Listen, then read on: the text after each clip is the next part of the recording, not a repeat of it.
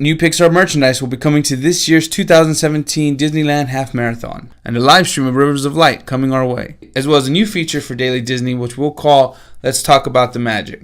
I'm Joseph Ballesteros, and this is Daily Disney for Monday, August 21st, 2017. My, oh my, what a wonderful day. Disneyland's Half Marathon will run from August 31st through September 3rd. During this event, guests will be able to purchase and check out some new merchandise coming from Pixar for the marathon.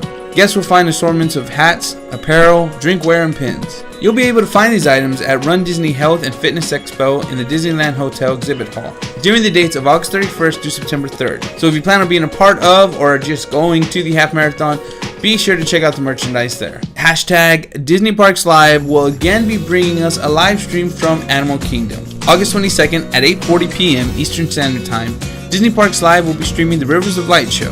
The emotional moving show is a mixture of dance, song, music, and shadow puppetry. This does lead to my question for the day though, which is, do you like when Disney Parks does the live streams? I know a lot of us don't get to head out to the parks as much as we like, so we enjoy watching this, but at the same time, it can kind of be, a spoiler in that sense, because you get to see it, and because you don't see it to its fullest effect, you might feel like it's just not as good. Example for me would be Happily Ever After.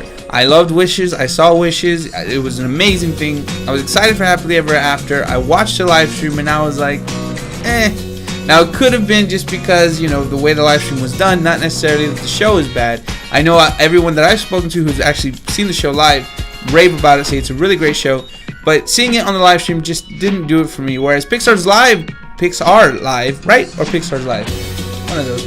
It was a great thing to see on live stream. I know I'm not going to probably be able to get to the parks in time before they stop showing that. Being able to just sit down, relax, and listen to the music and watch the show is just fantastic. So I want to know what you think. Do you like that Disney does this? Do you think it's a good idea?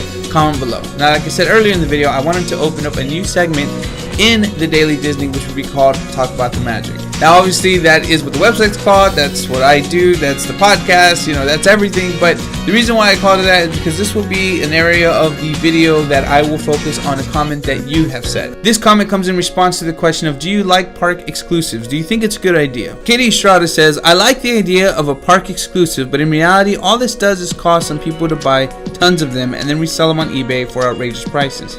Case in point, the Rose Cup from Be Our Guest. Legitimate guests and patrons of the restaurant couldn't get them because of people buying several. Disney needs to seriously limit how many you can buy in them in the park if they want to have park exclusive. Thanks so much for replying, Katie, and I do agree with what you said. I think there is kind of something that Disney should put into play as far as limiting.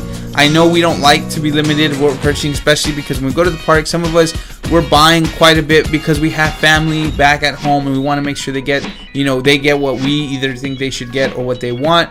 But at the same time, you do kind of see that happen a lot, and then you see it go on eBay or Amazon or anything like that for maybe double the price, triple the price, because they know it's exclusive and they know there's no other way to get it, and if people really want it, that's the only way to get it. So I do think it would make sense for Disney to kind of do something in that regard, as far as saying maybe 6 per guest or something like that, only because most major retailer stores do have that in place already. I don't think it would be a shock to people.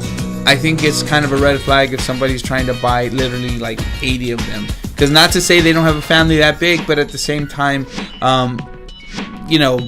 why? There's a lot of other merchandise that maybe you can get. Maybe you don't need every single one that's on the shelf there. So I understand where you're coming from, and I agree in this case. And so I really want to encourage you guys to comment and let me know your thoughts, and of course be sure to reply to today's question of the day, so that way your comment can be featured as well on the corner of Talk About the Magic.